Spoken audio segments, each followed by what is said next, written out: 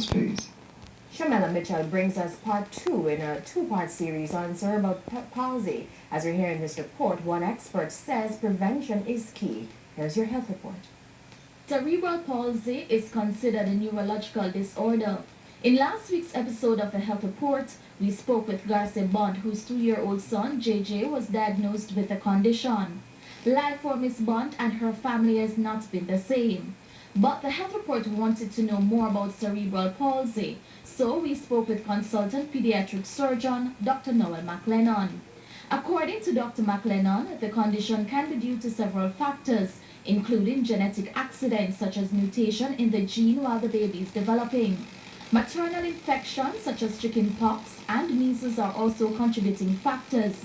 Also meningitis and anything that causes a head injury such as a motor vehicle accident right after the baby is born. The baby can also suffer a stroke. The fetus can also suffer a stroke while developing, especially if there is a reduced amount of blood supply that reaches the brain, whether the mother was smoking or taking illicit drugs.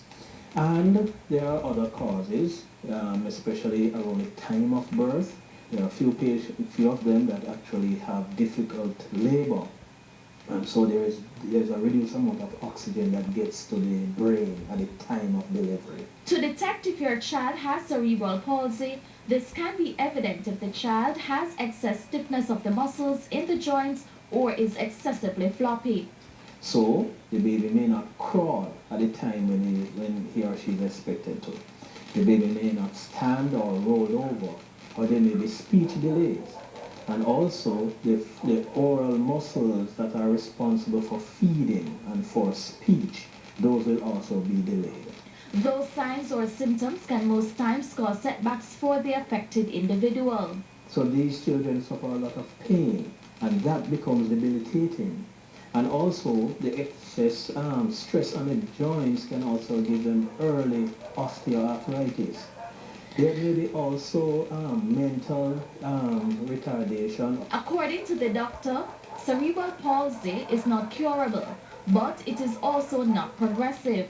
However, medication, therapy, and surgery all play a role in the treatment process. Dr. McLennan says there are certain things that can be done for a mother to lessen the risk for developing cerebral palsy. These include the mother ensuring that she is vaccinated for a common illness such as chickenpox and measles.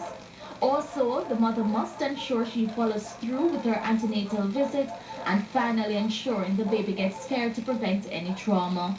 With their health report, I'm Shamela Mitchell wishing you good health. Health Report is brought to you by